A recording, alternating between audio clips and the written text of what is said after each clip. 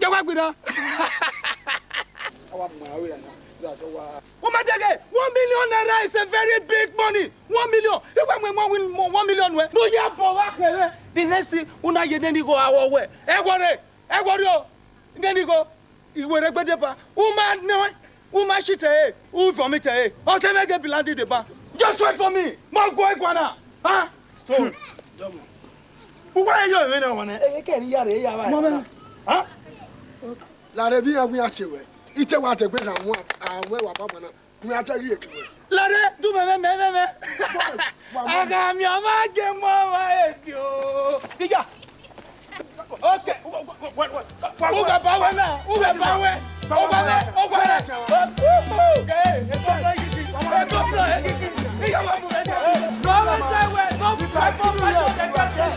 What? Let my enemies live long and see what I will be in future.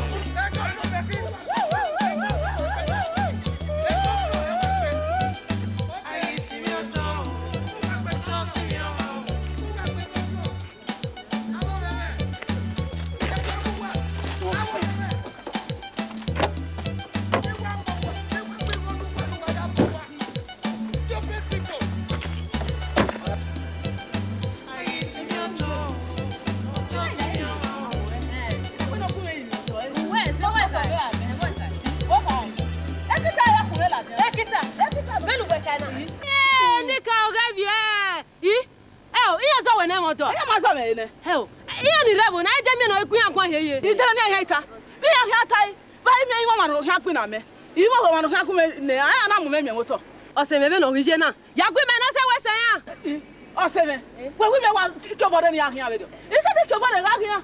Oh, that's a idea. You go now. Only what are you going to do? We are here. Any cow, we are here. We are do.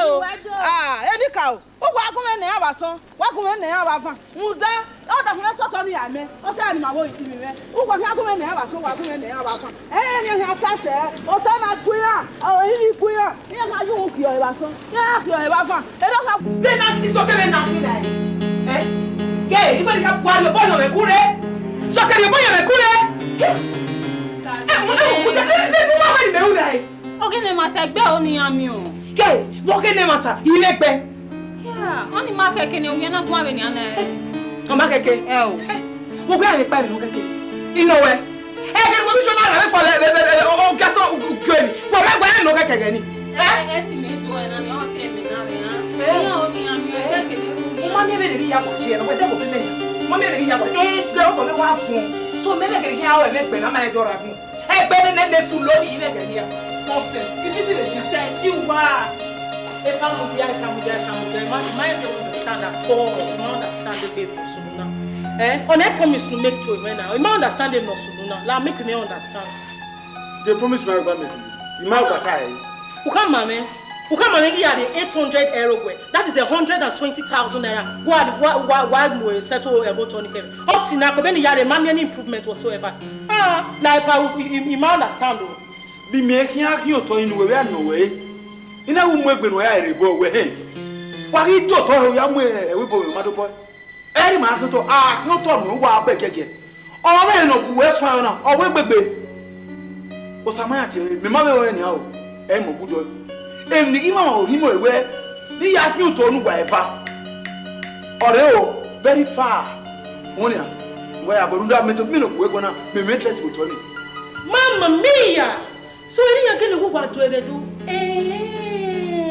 Where you told her, Betty, me, I come over the car. Oh, my God. I go to a Yabuan. Otewaki. I mean, Mamma, me only was not by buying a packing honey. Uzana, Wayana, or Saru 500 noise. I hope with an opera. As only one, I remember me easy penny. My hope, everybody came up with Macotona, in Macneto. About Macay, honey. Nyaka Webbe. You had been up with 2 million naira. We are not on the Oto-Ere, and that is final. You didn't know when you are coming. Besides, I don't want to have anything to say. I'm going to say, I will be a great kind of rope. If I'm my name, you don't know the 3 days can move on the movie. Then you know who you are dealing with. Jesus Christ. E baba ne baba. E baba ne baba. Obi yo bi to wa. E mo wo ro baba. Baba wo kai we ni ma tutie we. E de ne bero de. Ugbe no salobo ado mi ma fan. Baba ma return here to the ascender in the name of Jesus Christ. Baba ma tutie we na. Ma tutie we ni. Remo hope so poto koro poto. Father, in the name of Jesus Christ, Aulia Kamara Masaba, Aulia Kamara Masaba, Aulia Kamasa Makaba, Papa, Pinarina Sikokonia, Holy Ghost fire, Holy Ghost fire, Holy Ghost fire, Holy Ghost fire, Holy Ghost fire, Holy Ghost fire, fire, fire, fire, fire, Remoso Poto, Reha Katikiti, Aulia Kamara, Audi Kamara. Baba, Maroe. Yes. Baba, where is he?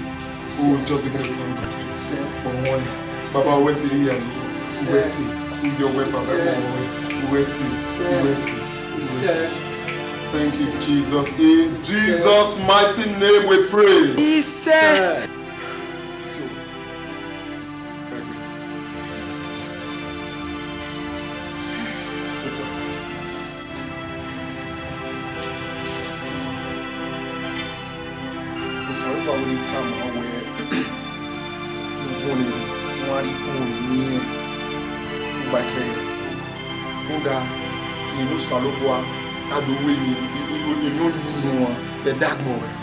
Hey, glory be to God. Aulia Kama Abbas Aulia Kama Jesus. Mami about 20 cargo can no mami baby no. So about when it time away. You know Salobwa no yak mo yemi. You have to late about 20 the way in no who the dark bed or the phone. The amu egbuwa ya fe.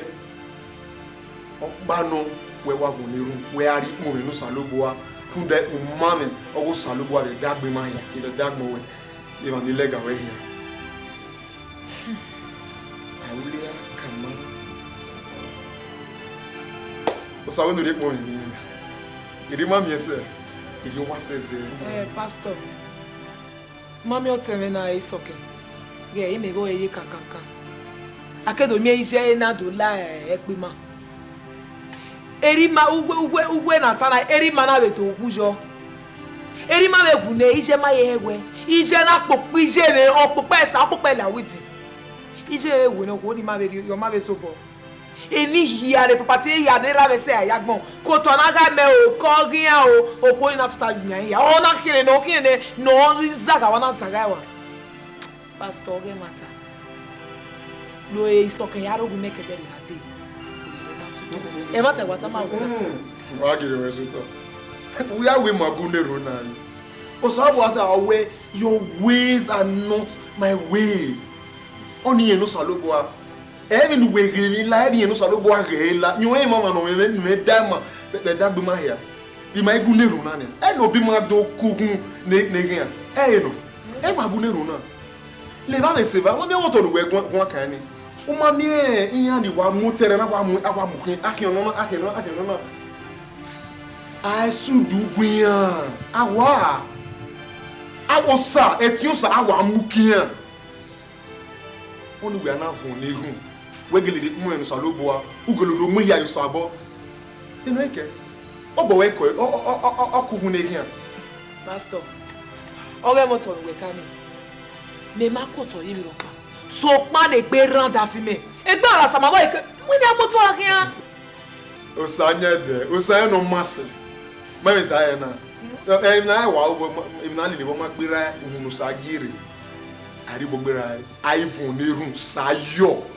àrí mọ́mẹ́ náà àrí rómẹ́ náà bàbá náà wẹ́n náà lórí wọn náà you will carry a tray of thanksgiving who do gbé before the congregation of God. I pray.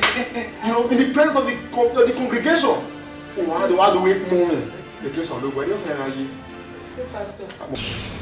Adọ́wẹ́ àdèwà hàn ní ọ̀nà àrísí. Ìdọ́kọ̀ àlùtọ̀ ẹsẹ̀ mi lọ́nà domi ẹ̀wẹ̀. Ó dáná lọ́wọ́ rẹ̀. Ẹ̀yà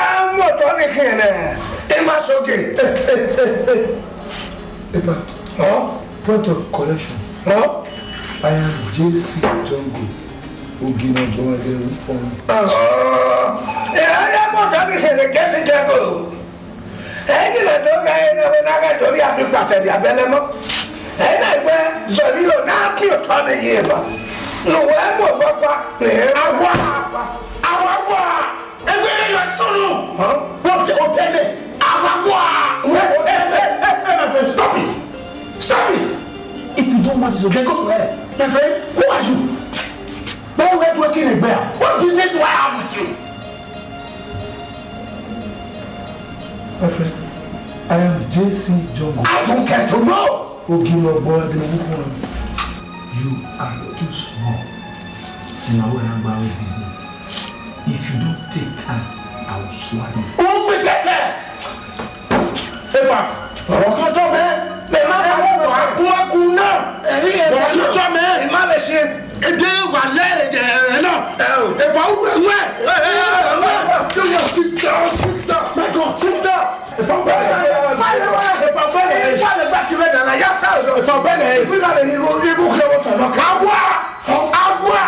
I'm going to jail all of you.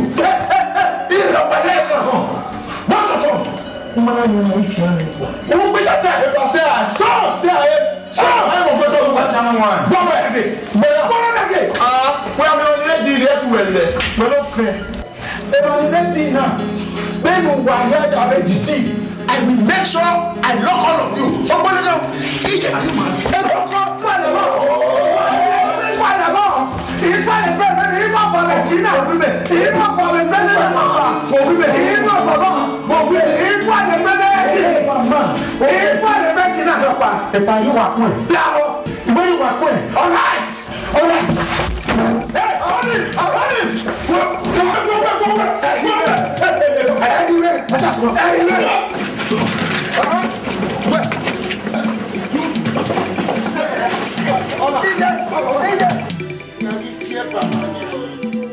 Osama, I want to pay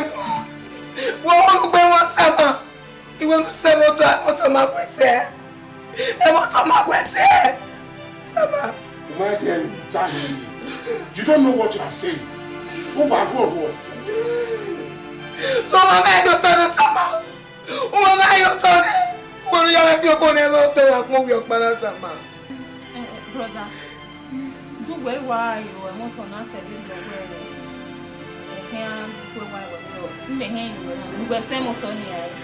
Yeah, in Yamo Tiramesu, we are one of them.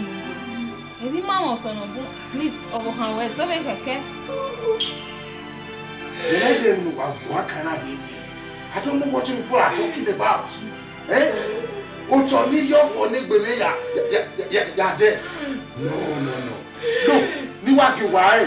And what's on now? Or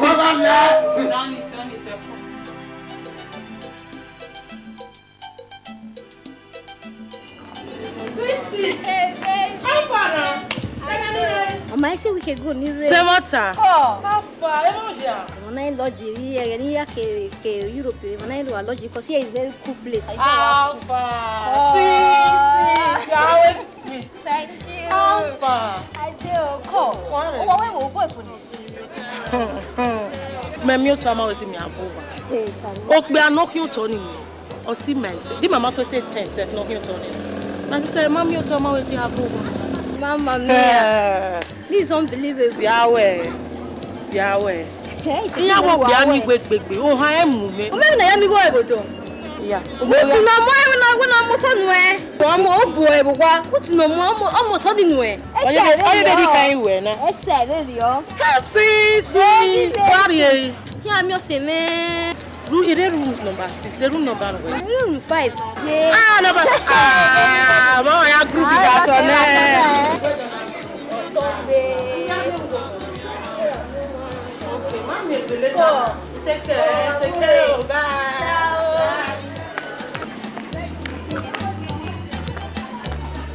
No more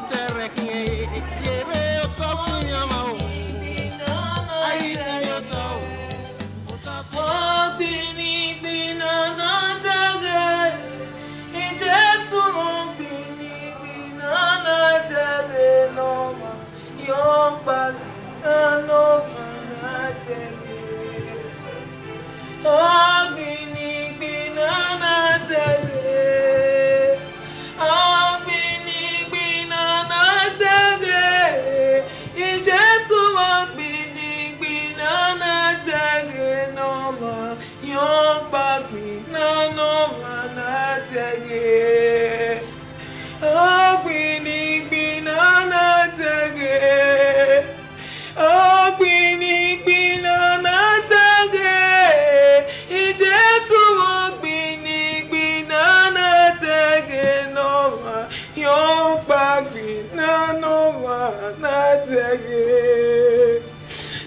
Baba. Sanere sanu wotua. Baba nula wo baba.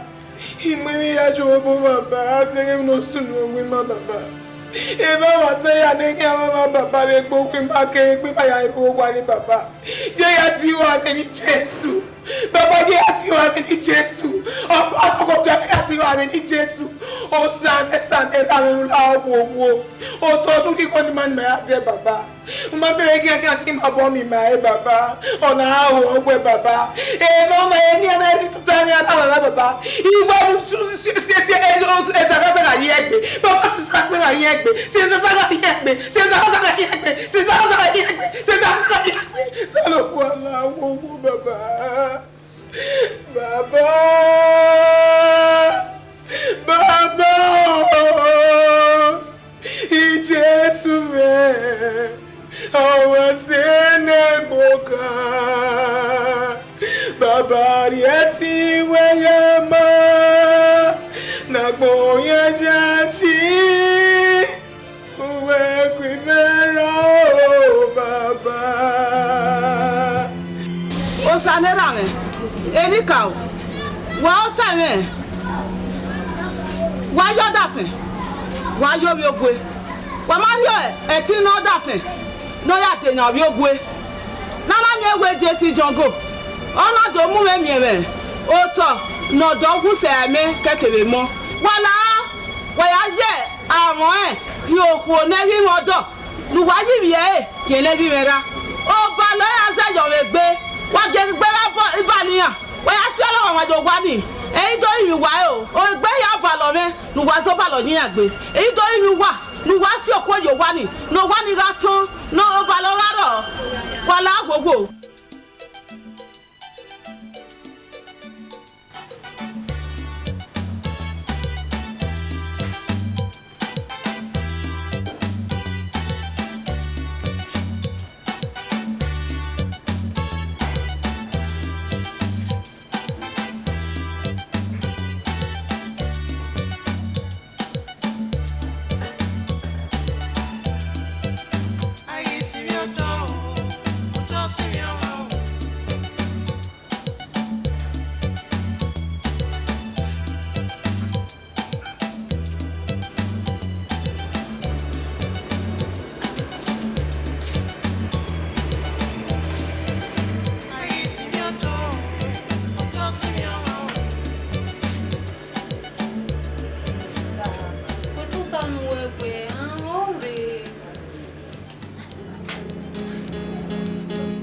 It's okay. So can you say? You saw one here. Only say, I'm going to go one night.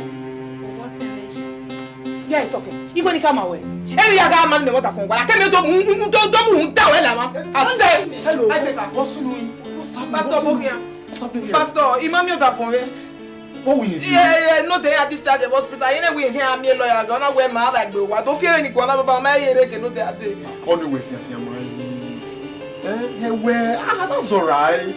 Hello, my dear daughter. Hurry. Relax, hurry. I only want to say that. Oh, me tell what the pastor the magic in your area. That one go baba na. This okay walking.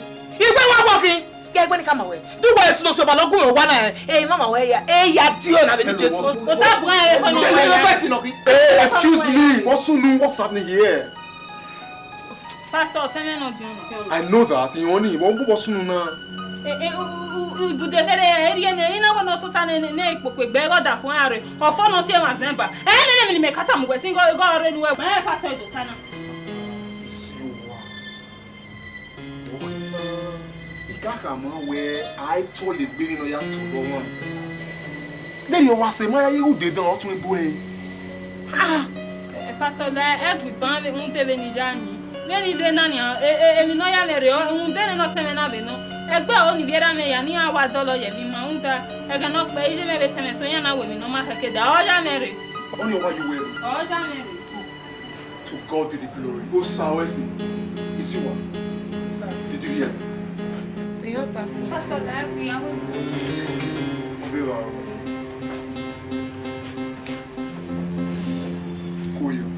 Pastor. Everything.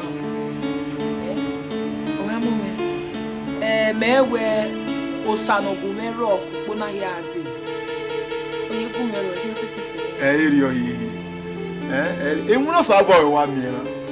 Ana o keke ni ma ye urome usalobo. Ama easy. Ne mana gbodo we an mi o we an ku e. We na be do wa dolo. Enwuno sawa ne he.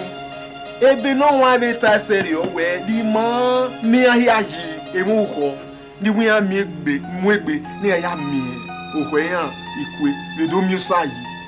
Aka ke ni anu we so ari ro me usalobo. Ugboru e uhoho funda we osa wari gbe e man. E do ke no wa Pastor. Okay, kenu do nu aso ni akumejo. Okay, kenu ni awe. Hello? Oh, brother Mike.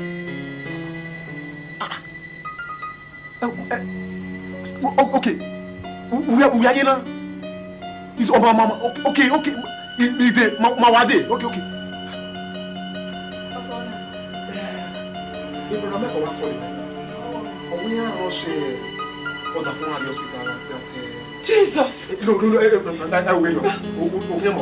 Okay, it's you. Viens here. Hey! Pastor say hey. Eh, c'est ni moi ko.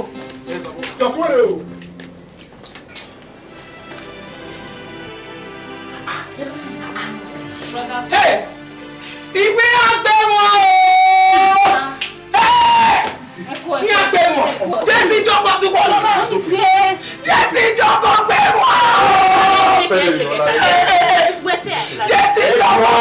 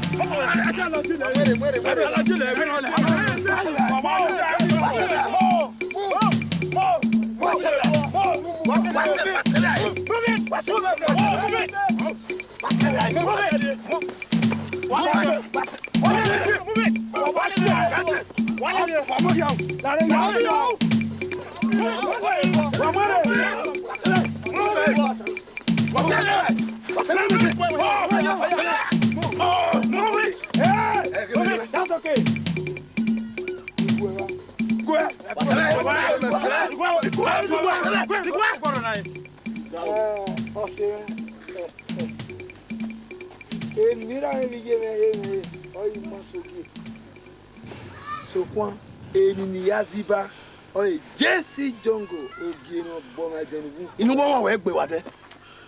My friend. Will you keep quiet? Quiet. So Mama will get so quiet, where were you?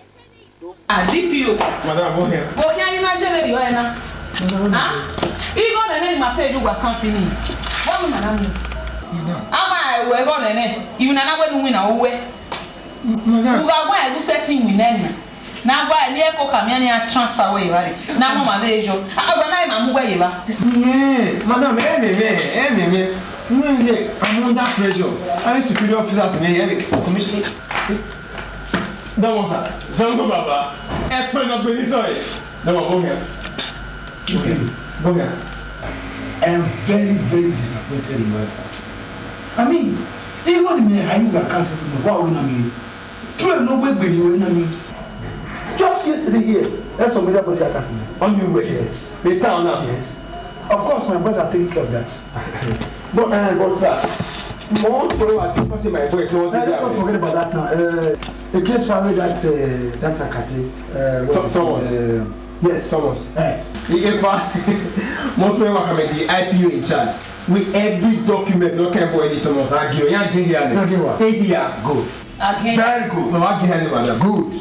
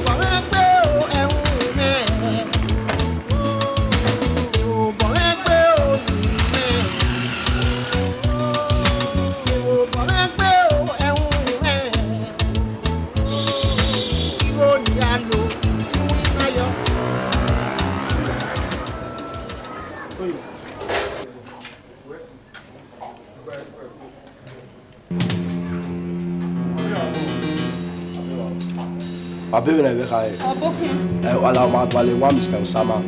Yes, what's wrong? Magwalewa, Mr. Osama. I hope there's no problem. Oh, who are wasting time? Magwalewa, Mr. Osama, no stay you now. More Osama? Yes. Meno, any problem? Okay, that is fine. I'm from the Nigerian Police Force. Police? Yeah, I have a warrant for your arrest. For what? For trespass. Trespass? Trespass. For where? For what? Now, who I go and when return I may be used against you as a court of law. My friend, the Ayayi must have said twice. Now, officer, take him.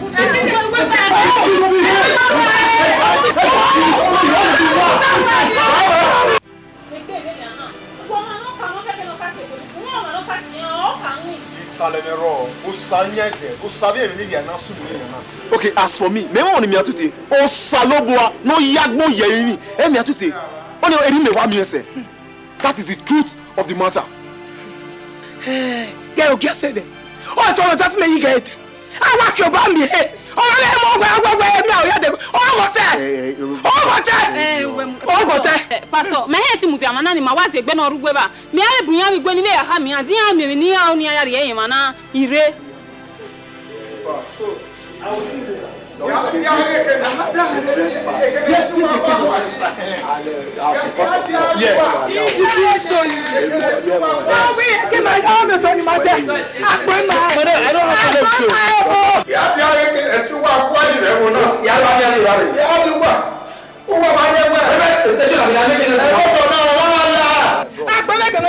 Problem with you.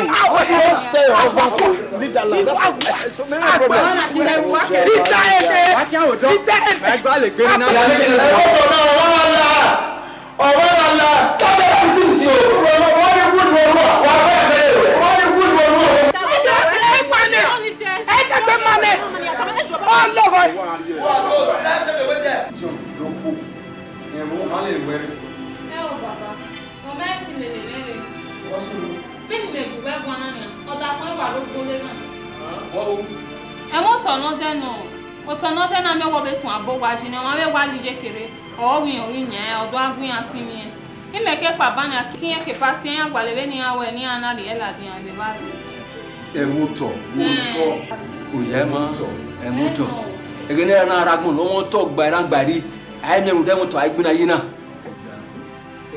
Baba iya wa zebi you ma be gboka wa ni ma ri edo ma ya mi ni si wa ni ma yin ya Muda emi ni jo mo na we okeka ka bo gbegbe wo gbegbe o Are me omo no pa yan wa omo ko no yan pa wa omo no wa ije ba. Èyí ni awe gbegbe. Aya yin ye. Babaláwo wo. Ngba gele gun me ni na me we gbe na kugbe. O teme no di oni oni gba me kian do gun ni adora gun. Ama ni yan pa wa re awo ge kian la o. Gbe mi je me gi ro ni ma e se ti wa zaga be ni na ngba gun ma wa do lojo. Ki yo ngba le ngba le ti ni. Me ni aya na ro go ma ni age na re kian ko da fun wa la o ngba le gun me le ni wa la wo wo.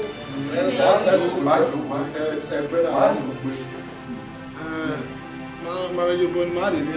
Ame ebro to ni ya fefe ni. Ya guna. Bini rabi ja gai. Wo gbe ya. Wa ya fo. Ya fe, mami ya fe, ya fe bo ka gbe. Ma lu wa kan ma ja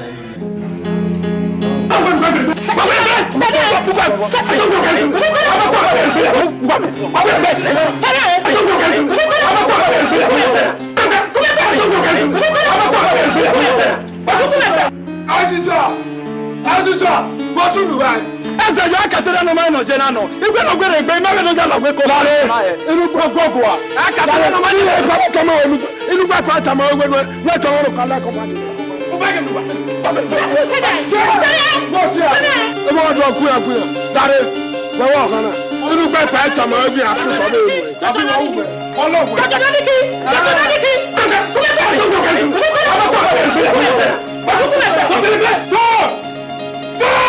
Eyes, Mama!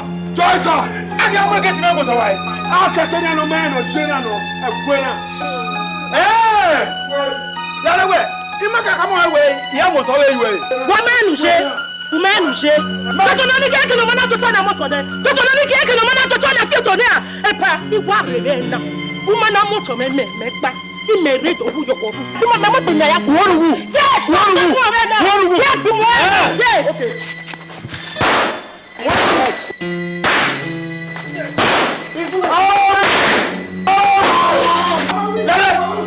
What's all that? Look where I'm carrying. No, I have not been able to be forget choice, Baba. I'll say your head. I'll put him, Mama. My Jesse don't go. Okay, no, go and then walk on. My Oto-Ere. Oto-Ere, yes. Answer! Forget!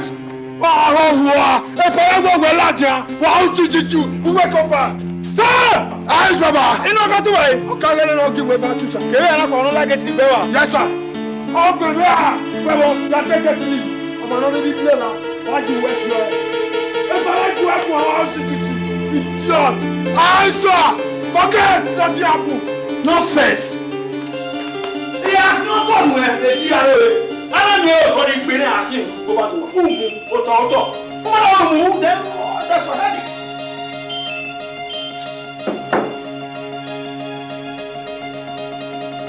Hello? Hey, Samson! Why here? No, Atani, that 200 by 20 is for me. No, Atani, no, go back, please. That 200 by 200, no. Is for me.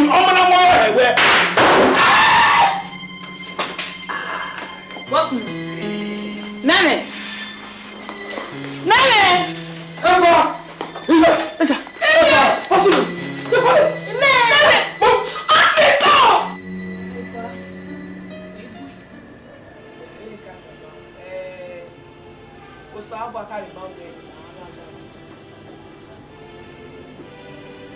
So Rudoni, and I jaboni knows when he married. And then any jaboni, me here could not be added to fear banana. When he made him your saji, then he got a dagger measuring Jabo. What's your term? What's your term? Mammy, a beer fefe, no can eat baton. A yard woman egg bear. Kino kayak here. Kino my kayaking. Ya guma. Ma be gis of your ne. No ya gwalo toni. Kini ya ri aje. Ndu ka mi ma. Gono. Ma be gai. Zebe ni ra ya ka gai. Akemi wo pari e na wa. No yi ga jo wo je no lowo wo igbe. Igbe na moku. Awa mi we wo ba ju wa do bi ejo wa ni. So o ti do ya lo wo sukun maga gai zero ni ra ya gai. Akemi we pare una go. Osi do wa we Oto-Ere ni ra me ga me we e ya do ni gbe so mo bo. Ya le pon mo wa. Ipon mo sa run da Emila na meru. Sa ku ki ane ko. Also, bo.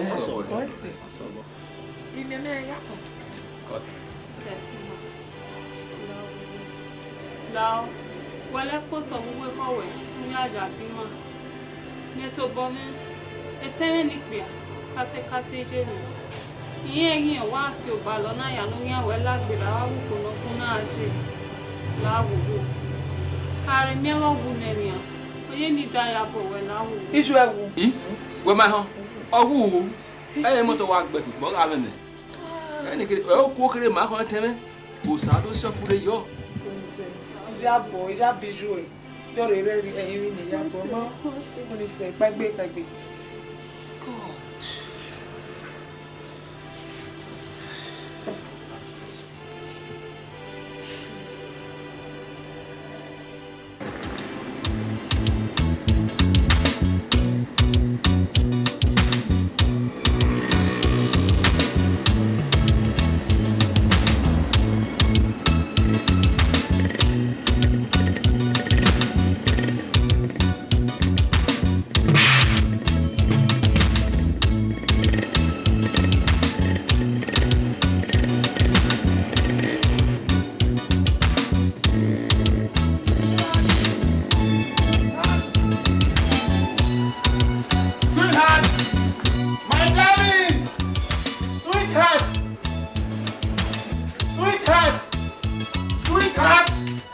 Sweetheart! Yes, I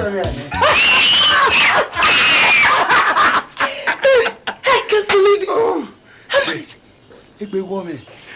Yeah. How much? He was a say. He on. Now where he get a dotier. Awe, omemeni, no come see me to. JC Jongo. Ogufwa we there. JC Jongo, woo. I can't believe this. You better believe it. So a man is set you. What say? What he say? Wufwa. Hey God. But talk about no damn women. No, a man in shall set repent. Okay. Repent. Why repent? Awe osisi no dom no kan no ya agbere e o ye nekere mu o na wa ya ku o wa mu edara o wa don e o ku fo o ye den. Look, Osata is already aware. Rudima, we are going ma. Oh, when now, he wanted to run and that by Mary. It's what he ran and going now. Yeah, women.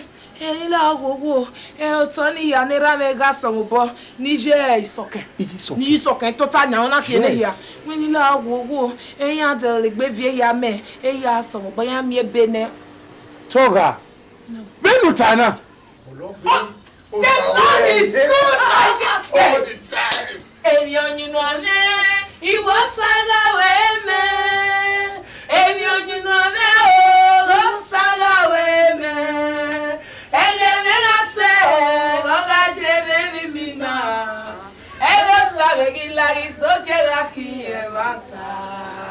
my sweetheart.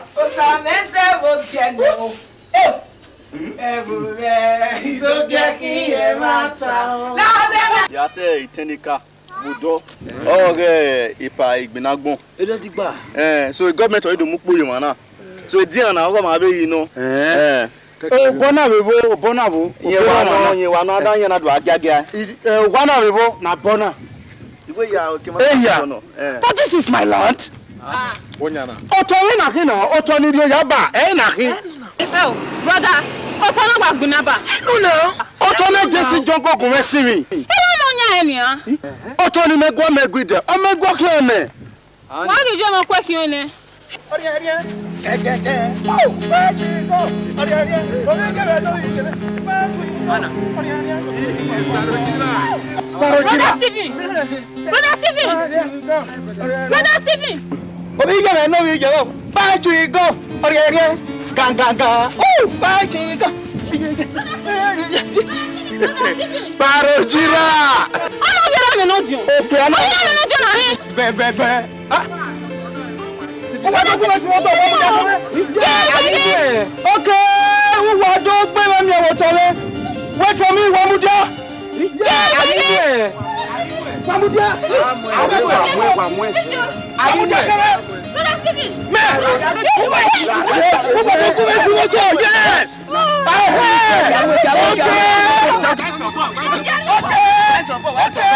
You people want to see my engine. You want to see my engine. Okay. You want to see my engine. Okay.